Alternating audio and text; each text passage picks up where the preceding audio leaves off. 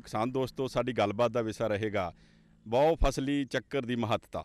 ਔਰ ਤੁਸੀਂ ਜਾਣਦੇ ਹੋ ਕਿ ਪੰਜਾਬ ਦੇ ਵਿੱਚ ਕਣਕ ਔਰ ਝੋਨਾ ਜਿਹੜਾ ਇੱਕ ਉਹ ਚੱਕਰ ਫਸਲੀ ਚੱਕਰ ਜਿਹੜਾ ਹੈ ਉਹ ਕਿਸਾਨਾਂ ਨੇ ਅਡੋਪਟ ਕੀਤਾ ਹੋਇਆ। ਅਸੀਂ ਕਿਸ ਤਰ੍ਹਾਂ ਬਹੁ ਫਸਲੀ ਚੱਕਰ ਨੂੰ ਪੰਜਾਬ ਦੇ ਵਿੱਚ ਮਕਬੂਲ ਕਰਨਾ, ਉਸ ਦੀ ਮਹੱਤਤਾ ਬਾਰੇ ਜਾਣਨਾ ਔਰ ਇਸ ਬਾਬਤ ਸਾਡੇ ਦਰਮਿਆਨ ਪਹੁੰਚੇ ਨੇ ਡਾਕਟਰ ਠਾਕਰ ਸਿੰਘ ਜੀ, ਜੋ ਅਗਰਾਨਮੀ ਵਿਭਾਗ ਪੰਜਾਬ ਖੇਤੀਬਾੜੀ ਯੂਨੀਵਰਸਿਟੀ ਲੁਧਿਆਣਾ ਦੇ ਵਿੱਚ ਪ੍ਰੋਫੈਸਰ ਦੀ ਸੇਵਾ ਨਿਭਾ ਰਹੇ ਨੇ। ਆਓ ਇਹਨਾਂ ਨਾਲ ਗੱਲਬਾਤ ਕਰਦੇ ਹਾਂ ਕਿ ਬਹੁ ਫਸਲੀ ਚੱਕਰ ਜੋ ਇਹ ਕੀ ਹੈ ਔਰ ਇਸ ਤੋਂ ਫਾਰਮਰ ਜਿਹੜੇ ਸਾਡੇ ਕਿਸਾਨ ਭਰਾ ਨੇ ਉਹ ਕਿਸ ਤਰ੍ਹਾਂ ਫਾਇਦਾ ਲੈ ਸਕਦੇ ਨੇ। ਡਾਕਟਰ ਸਾਹਿਬ, ਸਭ ਤੋਂ ਪਹਿਲਾਂ ਸਾਡੇ ਕਿਸਾਨ ਦੋਸਤਾਂ ਨੂੰ ਦੱਸੋ ਕਿ ਇਹ ਜਿਹੜਾ ਬਹੁ ਫਸਲੀ ਚੱਕਰ ਹੈ ਇਸ ਤੋਂ ਕੀ ਭਾਵ ਹੈ। ਰਿਆੜ ਸਾਹਿਬ, ਬਹੁ ਫਸਲੀ ਚੱਕਰ ਤੋਂ ਭਾਵ ਇਹ ਹੈ ਕਿ ਜਦੋਂ ਅਸੀਂ ਇੱਕੋ ਖੇਤ ਦੇ ਵਿੱਚ ਦੋ ਜਾਂ ਦੋ ਤੋਂ ਵੱਧ ਫਸਲਾਂ ਲੈਣੀਆਂ ਹਨ ਅਤੇ ਉਸ ਤੋਂ ਵੱਧ ਝਾੜ ਕਿਸ ਤਰ੍ਹਾਂ ਪ੍ਰਾਪਤ ਕਰਨਾ ਹੈ ਅਤੇ ਤਾਂ ਕਿ ਸਾਡੀ ਜਿਹੜੀ ਜ਼ਮੀਨ ਹੈ ਉਸ ਦੀ ਵੀ ਸਿਹਤ ਬਰਕਰਾਰ ਰਹੇ। ਜਿਸ ਤਰ੍ਹਾਂ ਤੋਂ ਇਹ ਆਪਾਂ ਸਾਰੇ ਜਾਣਦੇ ਹਾਂ ਕਿ ਪੰਜਾਬ ਦੇ ਵਿੱਚ ਕਣਕ ਅਤੇ ਝੋਨਾ ਆਪਣਾ ਮੁੱਖ ਫਸਲੀ ਚੱਕਰ ਹੈ, ਇਸ ਨੂੰ ਅਸੀਂ ਇੱਕ ਫਸਲੀ ਚੱਕਰ ਕਹਿ ਸਕਦੇ ਹਾਂ। ਇਸ ਤੋਂ ਇਲਾਵਾ ਜਿਸ ਤਰ੍ਹਾਂ ਕਈ ਕਿਸਾਨ ਵੀਰ ਹੈਗੇ ਆ, ਮੱਕੀ ਆ, ਉਸ ਤੋਂ ਬਾਅਦ ਆਲੂ ਆ ਜਾਂ ਕਣਕ ਬੀਜ ਆ, ਸੋ ਇਹ ਤਿੰਨਾਂ ਫਸਲਾਂ ਨੂੰ ਅਸੀਂ ਇੱਕ ਫਸਲੀ ਚੱਕਰ ਕਹਿ ਸਕਦੇ ਹਾਂ। ਡਾਕਟਰ ਸਾਹਿਬ, ਬਹੁ ਫਸਲੀ ਚੱਕਰ ਲਗਾਉਣ ਵਾਸਤੇ ਇਹ ਫਸਲਾਂ ਨੂੰ ਖੇਤਾਂ ਦੇ ਵਿੱਚ ਲਾਉਣ ਵਾਸਤੇ ਸਾਨੂੰ ਕਿਹੜੀਆਂ ਖਾਸ ਗੱਲਾਂ ਦਾ ਧਿਆਨ ਰੱਖਣਾ ਬਹੁਤ ਜ਼ਰੂਰੀ ਹੈ। ਰਿਆੜ ਸਾਹਿਬ, ਸਭ ਤੋਂ ਪਹਿਲੀ ਤਾਂ ਵੱਡੀ ਗੱਲ ਇਹ ਹੈ ਕਿ ਕਿਸਾਨ ਵੀਰਾਂ ਨੂੰ ਇਹ ਚਾਹੀਦਾ ਹੈ ਕਿ ਉਹਨਾਂ ਨੇ ਖੇਤ ਵਿੱਚ ਜਦੋਂ ਦੋ ਜਾਂ ਦੋ ਤੋਂ ਵੱਧ ਫਸਲਾਂ ਉਗਾਉਣੀਆਂ ਹਨ ਤਾਂ ਉਹਨਾਂ ਦੇ ਕੋਲ ਖੇਤੀ ਮਸ਼ੀਨਰੀ ਹੈ। ਦੂਜੇ ਨੰਬਰ 'ਤੇ ਕੀ ਉਹਨਾਂ ਦੇ ਕੋਲ ਖੇਤੀ ਕਰਨ ਵਾਸਤੇ ਕਾਮੇ ਹਨ। ਨੰਬਰ 3, ਉਹਨਾਂ ਦੇ ਕੋਲ ਪੈਸਾ ਹੈ। ਜਿਸ ਤਰ੍ਹਾਂ ਤੱਕ ਕਿ ਤੁਸੀਂ ਜਾਣਦੇ ਹੋ ਕਿ ਆਪਾਂ ਜੇਕਰ ਆਲੂ ਦੀ ਫਸਲ ਬੀਜਣੀ ਆ ਤਾਂ ਘੱਟੋ ਘੱਟ ਉਹਦੇ ਵਾਸਤੇ 8 ਤੋਂ 10 ਕੁਇੰਟਲ ਬੀਜ ਦੀ ਲੋੜ ਪਵੇਗੀ। ਸੋ ਉਹ ਬੀਜ ਖਰੀਦਣ ਵਾਸਤੇ ਕੀ ਕਿਸਾਨ ਕੋਲ ਪੈਸਾ ਹੈ। ਸੋ ਜੇ ਇਹ ਗੱਲਾਂ ਉਹਨਾਂ ਕੋਲ ਹੈਗੀਆਂ ਤਾਂ ਕਿਸਾਨ ਵੀਰ ਇਹ ਬਹੁ ਫਸਲੀ ਚੱਕਰ ਅਪਣਾ ਸਕਦੇ ਹਨ। ਸੋ ਬਹੁ ਫਸਲੀ ਚੱਕਰ ਦੇ ਵਿੱਚ ਧਿਆਨ ਵਿੱਚ ਰੱਖਣ ਵਾਲੀਆਂ ਗੱਲਾਂ ਜਿਹੜੀਆਂ ਨੇ ਕਿ ਉਹਨਾਂ ਦੇ ਕੋਲ ਰਿਸੋਰਸਜ਼ ਕਿਹੜੇ ਨੇ ਜਿਹੜੇ ਉਹਨਾਂ ਦੇ ਕੋਲ ਉਪਲਬਧ ਨੇ ਤਾਂ ਕਿ ਜਿਹੜੀਆਂ ਫਸਲਾਂ ਉਹ ਸਮੇਂ ਦੀਆਂ ਨੇ ਉਹਨਾਂ ਨੂੰ ਉਹ ਲਗਾ ਸਕਣ। ਡਾਕਟਰ ਸਾਹਿਬ, ਕਿਹੜੀਆਂ ਫਸਲਾਂ ਨੇ ਪੰਜਾਬ ਦੇ ਵਿੱਚ ਜਿਹੜੀਆਂ ਅਸੀਂ ਬਹੁ ਫਸਲੀ ਚੱਕਰ ਦੇ ਵਿੱਚ ਲਿਆ ਸਕਦੇ ਹਾਂ। ਰਿਆੜ ਸਾਹਿਬ, ਇਸ ਤੋਂ ਪਹਿਲਾਂ ਕਿ ਮੈਂ ਬਹੁ ਫਸਲੀ ਚੱਕਰਾਂ ਬਾਰੇ ਤੁਹਾਨੂੰ ਕੁਛ ਦੱਸਾਂ, ਇਸ ਤੋਂ ਪਹਿਲਾਂ ਇਹ ਜਾਣਨ ਦੀ ਲੋੜ ਹੋਊਗੀ ਕਿ ਕਿਸਾਨ ਵੀਰਾਂ ਨੂੰ ਜੇ ਖੇਤੀ ਦੀਆਂ ਜਿਹੜੀਆਂ ਤਕਨੀਕਾਂ ਹਨ ਸੋ ਉਹਨਾਂ ਨਵੀਆਂ ਤਕਨੀਕਾਂ ਬਾਰੇ ਜਾਣਕਾਰੀ ਹੋਣੀ ਬਹੁਤ ਜ਼ਰੂਰੀ ਹੈ। ਇਸ ਤੋਂ ਬਗੈਰ ਜਿਸ ਤਰ੍ਹਾਂ ਫਸਲਾਂ ਨੂੰ ਆਪਾਂ ਕਦੋਂ ਬੀਜਣਾ ਹੈ, ਕਦੋਂ ਵੱਢਣਾ ਹੈ, ਉਸ ਦੇ ਬਾਰੇ ਜਾਣਕਾਰੀ ਹੋਣੀ ਚਾਹੀਦੀ ਹੈ।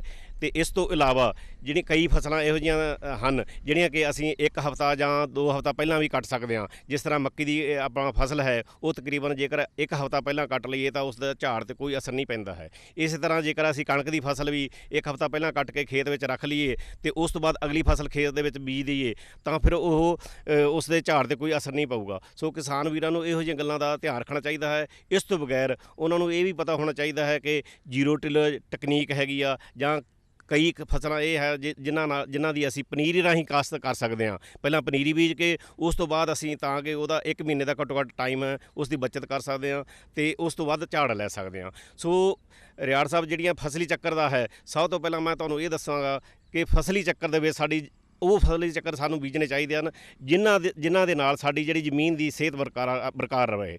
ਜੇਕਰ ਕਿਸਾਨ ਵੀਰਾਂ ਨੇ ਕਣਕ ਝੋਨਾ ਦਾ ਫਸਲੀ ਚੱਕਰ ਹੀ ਅਪਣਾਉਣਾ ਹੈ ਤਾਂ ਉਸ ਦੇ ਵਿੱਚ ਅਸੀਂ ਇਹ ਕਹਾਂਗੇ, ਮੈਂ ਇਹ ਦੱਸਣਾ ਚਾਹੂੰਗਾ ਕਿ ਜਦੋਂ ਕਣਕ ਵੱਢਣੀ ਆ ਉਸ ਤੋਂ ਬਾਅਦ ਤੁਸੀਂ ਆਪਦੇ ਖੇਤ ਦੇ ਵਿੱਚ ਸਣ ਜੰਤਰ ਜਾਂ ਰਵਾਂ ਜਿਹੜੇ ਹੈਗੇ ਆ ਉਹ ਤੁਸੀਂ ਉਸ ਦੀ ਫਸਲ ਬੀਜਣੀ ਹੈਗੀ ਆ ਤਾਂ ਕਿ ਜ਼ਮੀਨ ਦੇ ਵਿੱਚ ਉਹ ਜ਼ਮੀਨ ਦੀ ਜਿਹੜੀ ਉਪਜਾਊ ਸ਼ਕਤੀ ਆ ਉਹ ਬਰਕਰਾਰ ਰਹਿ ਸਕੇ। ਇਹ ਫਸਲੀ ਚੱਕਰ ਅਪਣਾਉਣ ਦੇ ਨਾਲ ਝੋਨਾ ਕਣਕ ਅਤੇ ਉਸ ਤੋਂ ਬਾਅਦ ਸਣ ਕਿੰਨੀ ਪਾਉਣੀ ਹੈ ਇਹ ਦੇਖਣਾ ਬਹੁਤ ਜ਼ਰੂਰੀ ਹੈਗਾ। ਇਸ ਦਾ ਜਿਹੜਾ ਹੈਗਾ ਬਿਜਾਈ ਦਾ ਸਮਾਂ ਹੈ, ਜਦੋਂ ਤੁਸੀਂ ਕਣਕ ਵੱਢਣੀ ਹੈ ਨਾਲ ਦੀ ਨਾਲ ਪਾਣੀ ਲਗਾ ਕੇ ਖੇਤ ਦੇ ਵਿੱਚ ਜ਼ੀਰੋ ਟਿਲ ਟੈਕਨੀਕ ਦੇ ਮਦਦ ਨਾਲ, ਜ਼ੀਰੋ ਟਿਲ ਡਰਿਲਰ ਦੇ ਨਾਲ 20 ਕਿਲੋ ਪ੍ਰਤੀ ਏਕੜ ਦੇ ਹਿਸਾਬ ਨਾਲ ਸਣ ਦਾ ਬੀਜ ਅਤੇ ਢੈਂਚੇ ਦਾ ਬੀਜ ਪਾਉਣਾ ਹੈ। ਉਸ ਤੋਂ ਬਾਅਦ ਜੇਕਰ ਕਿਸਾਨ ਵੀਰਾਂ ਨੇ ਜਿਨ੍ਹਾਂ ਨੇ ਰਵਾਂ ਦੀ ਫਸਲ ਬੀਜਣੀ ਹੈ ਉਸ ਦੇ ਵਾਸਤੇ ਤਕਰੀਬਨ 12 ਤੋਂ 13 ਕਿਲੋ 14 ਕਿਲੋ ਬੀਜ ਆਪਾਂ ਪ੍ਰਤੀ ਏਕੜ ਵਰਤ ਸਕਦੇ ਹਾਂ। ਸੋ ਜੇਕਰ ਇਹ ਅਸੀਂ ਫਸਲਾਂ ਹਰੀ ਖਾਦ ਵਾਸਤੇ ਬੀਜਣੀਆਂ ਹਨ ਤਾਂ ਇਸ ਨੂੰ ਤਕਰੀਬਨ ਸਾਨੂੰ 6 ਤੋਂ 7 ਹਫ਼ਤਿਆਂ ਦੀ ਲੋੜ ਪਊਗੀ।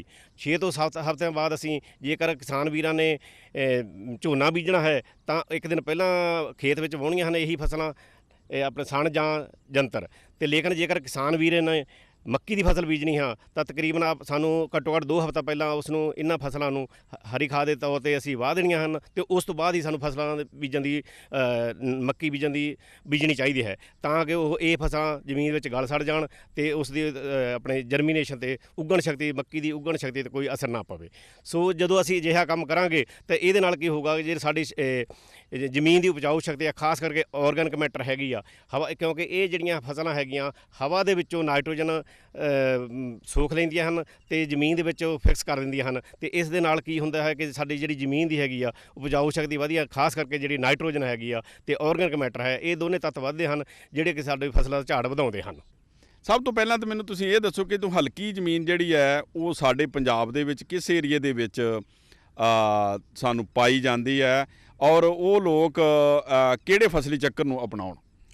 ਰਿਆੜ ਸਾਹਿਬ ਇਸ ਤੋਂ ਪਹਿਲਾਂ ਕਿ ਮੈਂ ਹਲਕੀਆਂ ਜ਼ਮੀਨਾਂ ਵੱਲ ਜਾਵਾਂ ਥੋੜ੍ਹਾ ਜਿਹਾ ਮੈਂ ਹੋਰ ਇੱਕ ਗੱਲ ਦੱਸਣੀ ਚਾਹੂੰਗਾ ਕਿ ਜਿਹੜੇ ਮੱਕੀ ਦੇ ਆਧਾਰ 'ਤੇ ਇੱਕ ਹੋਰ ਸਾਡਾ ਫਸਲੀ ਚੱਕਰ ਬਹੁਤ ਵਧੀਆ ਹੈਗਾ ਮੱਕੀ ਆਲੂ ਤੇ ਸੂਰਜਮੁਖੀ ਇਹ ਜਿਹੜਾ ਫਸਲੀ ਚੱਕਰ ਹੈ ਖਾਸ ਕਰਕੇ ਸਾਡੇ ਕਪੂਰਥਲਾ ਜ਼ਿਲ੍ਹਾ ਹੈਗਾ ਜਲੰਧਰ ਹੈ ਹੁਸ਼ਿਆਰਪੁਰ ਹੈ ਸੋ ਨਵਾਂ ਸ਼ਹਿਰ ਹੈ ਇਹਨਾਂ ਜ਼ਿਲ੍ਹਿਆਂ ਦੇ ਵਿੱਚ ਬਹੁਤ ਹੀ ਪ੍ਰਚਲਿਤ ਹੈਗਾ ਕਿਸਾਨ ਵੀਰ ਇਸ ਤੋਂ ਬਹੁਤ ਵੱਧ ਤੋਂ ਵੱਧ ਮੁਨਾਫਾ ਲੈ ਰਹੇ ਹਨ। ਇਹਦੇ ਨਾਲ ਕੀ ਹੈ ਕਿ ਸਾਡੇ ਪਾਣੀ ਦੀ ਬੱਚਤ ਵੀ ਬਹੁਤ ਜ਼ਿਆਦਾ ਹੁੰਦੀ ਹੈ ਤਕਰੀਬਨ ਅਸੀਂ ਇਹ ਦੇਖਿਆ ਹੈ ਆਪਣੇ ਤਜਰਬਿਆਂ ਦੇ ਵਿੱਚ 50 ਤੋਂ ਲੈ ਕੇ 80 ਸੈਂਟੀਮੀਟਰ ਤੱਕ ਸਾਡੇ ਪਾਣੀ ਦੀ ਬੱਚਤ ਹੋ ਸਕਦੀ ਹੈ ਇਹ ਜਿਹੜੇ ਫਸਲੀ ਚੱਕਰ ਅਸੀਂ ਨਵੇਂ ਤੁਹਾਨੂੰ ਦੱਸ ਰਹੇ ਹਾਂ।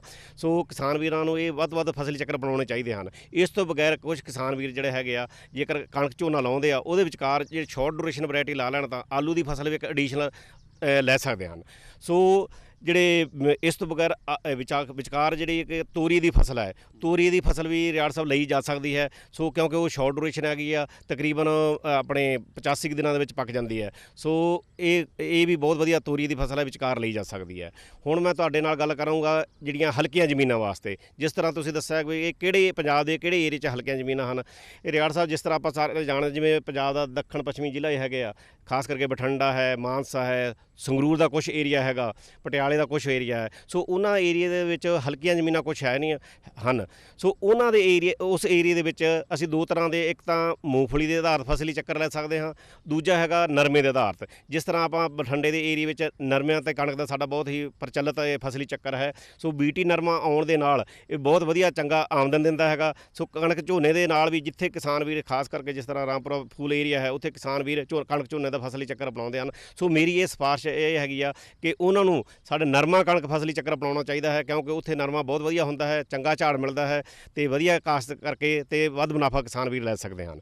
ਦੂਜੀ ਗੱਲ ਇਹ ਹੈ ਵੀ ਜਿੱਥੇ ਆਪਾਂ ਮੂੰਗਫਲੀ ਦੀ ਕਾਸ਼ਤ ਕਰਨੀ ਹੈ ਉਹ ਖਾਸ ਕਰਕੇ ਮਾਨਸਾ ਜ਼ਿਲ੍ਹਾ ਤੇ ਸੰਗਰੂਰ ਦੇ ਏਰੀਏ ਦੇ ਵਿੱਚ ਸੋ ਇਹਨਾਂ ਜ਼ਿਲ੍ਹਿਆਂ ਦੇ ਵਿੱਚ ਮੂੰਗਫਲੀ ਦੇ ਆਧਾਰਿਤ ਫਸਲੀ ਚੱਕਰ ਖਾਸ ਕਰਕੇ ਜਿਨ੍ਹਾਂ ਕਿਸਾਨ ਵੀਰਾਂ ਨੇ ਕਣਕ ਬੀਜਣੀ ਆ ਮੂੰਗਫਲੀ ਕਣਕ ਇਹ ਫਸਲੀ ਚੱਕਰ ਅਪਣਾ ਸਕਦੇ ਹਨ। ਲੇਕਿਨ ਦੇਖਣ ਦੀ ਲੋੜ ਸਾਨੂੰ ਇਹ ਹੈ ਕਿ ਇਹਦੇ ਵਿੱਚ ਅਸੀਂ ਤੀਜੀ ਫਸਲ ਕਿਸ ਤਰ੍ਹਾਂ ਲੈਣੀ ਆ। ਮੂੰਗਫਲੀ ਕਿਸਾਨ ਵੀਰ ਮੂੰਗਫਲੀ ਦੀ ਫਸਲ ਨੂੰ ਜੇਕਰ ਮਈ ਦੇ ਪਹਿਲੇ ਹਫ਼ਤੇ 'ਚ ਜਾਂ ਅਪ੍ਰੈਲ ਦੇ ਅਖੀਰ 'ਚ ਜਾਂ ਮਈ ਦੇ ਪਹਿਲੇ ਹਫ਼ਤੇ 'ਚ ਬੀਜ ਕੇ ਸਤੰਬਰ ਦੇ ਅਖੀਰ ਤੱਕ ਇਹ ਫਸਲ ਨੂੰ ਪੁੱਟ ਸਕਦੇ ਹਨ। ਉਸ ਤੋਂ ਬਾਅਦ ਆਲੂ ਦੀ ਫਸਲ ਲਈ ਜਾ ਸਕਦੀ ਹੈ ਜਾਂ ਤੋਰੀ ਦੀ ਫਸਲ ਲਈ ਜਾ ਸਕਦੀ ਹੈ ਜਾਂ ਜਿਹੜਾ ਹੈਗਾ ਆਪਣਾ ਸਾਉਣੀ ਦਾ ਚਾਰਾ ਕਿਸਾਨ ਵੀਰ ਉਹ ਸਾਉਣੀ ਦੇ ਚਾਰੇ ਤੋਂ ਵੀ ਵੱਧ ਮੁਨਾਫਾ ਲੈ ਸਕਦੇ ਹਨ ਕਿਉਂਕਿ ਉਸ ਸਮੇਂ ਲੀਨ ਪੀਰੀਅਡ ਹੁੰਦਾ ਹੈ ਅਤੇ ਚਾਰੇ ਦੀ ਘਾਟ ਹੁੰਦੀ ਹੈ ਅਤੇ ਉਸ ਤੋਂ ਵੱਧ ਮੁਨਾਫਾ ਲੈ ਸਕਦੇ ਹਨ। ਸੋ ਇਸ ਤੋਂ ਬਗੈਰ ਕੁਝ ਕਿਸਾਨ ਵੀਰ ਮਟਰ ਵੀ ਬੀਜ ਸਕਦੇ ਹਨ। ਸੋ ਜਿਹੜਾ ਇਹ ਫਸਲੀ ਚੱਕਰ ਹੈ ਇਸ ਤੋਂ ਬਾਅਦ ਕੀ ਹੈ ਜਦੋਂ ਅਸੀਂ ਤੋਰੀਆ ਬੀਜਾਂਗੇ ਤਾਂ ਇਹ ਜਿਹੜਾ ਤੋਰੀਏ ਦੀ ਫਸਲ ਹੈ ਜਾਂ ਮਟਰ ਹੈਗੇ ਸਾਨੂੰ ਦਸੰਬਰ ਦੇ ਪਹਿਲੇ ਪੰਦਰਵਾੜੇ 'ਚ ਖੇਤ ਨੂੰ ਖਾਲੀ ਕਰ ਦੇਣਗੇ। ਸੋ ਦਸੰਬਰ ਦੇ ਦੂਜੇ ਪੰਦਰਵਾੜੇ ਵਿੱਚ ਅਸੀਂ ਜਿਹੜੀ ਕਣਕ ਦੀਆਂ ਹੈਗੀਆਂ ਲੇਟ ਵੈਰਾਈਟੀਆਂ ਪਿਛੇਤੀਆਂ ਕਿਸਮਾਂ ਹਨ ਖਾਸ ਕਰਕੇ ਜਿਸ ਤਰ੍ਹਾਂ 373 ਹੈ 502 ਹੈ ਜਾਂ PBW 509 ਕਿਸਮਾਂ ਹਨ। ਸੋ ਇਹਨਾਂ ਜਿਹੜੀਆਂ ਕਿਸਮਾਂ ਨੂੰ ਅਸੀਂ ਹੈਗੀਆਂ ਇਹ ਬੀਜ ਸਕਦੇ ਹਾਂ ਅਤੇ ਇਹ ਫਸਲੀ ਚੱਕਰ ਅਪਣਾ ਸਕਦੇ ਹਾਂ। ਸੋ ਇਸ ਤੋਂ ਬਗੈਰ ਰਿਆੜ ਸਾਹਿਬ ਇੱਕ ਹੋਰ ਫਸਲੀ ਚੱਕਰ ਹੈ ਜਿਸ ਤਰ੍ਹਾਂ ਅਸੀਂ ਮੂੰਗਫਲੀ ਲੈ ਕੇ ਉਸ ਤੋਂ ਬਾਅਦ ਆਲੂ ਬੀਜਣੇ ਹਨ ਆਲੂਆਂ ਤੋਂ ਬਾਅਦ ਬਾਜਰੇ ਦਾ ਚਾਰਾ ਬੀਜਣਾ ਹੈ। ਸੋ ਇਹ ਤਿੰਨ ਫਸਲਾਂ ਲੈ ਕੇ ਅਸੀਂ ਜਿਹੜਾ ਕਣਕ ਝੋਨਾ ਫਸਲੀ ਚੱਕਰ ਹੈ ਉਸ ਤੋਂ ਅਸੀਂ ਵੱਧ ਆਮਦਨ ਵੱਧ ਮੁਨਾਫਾ ਕਮਾ ਸਕਦੇ ਹਾਂ।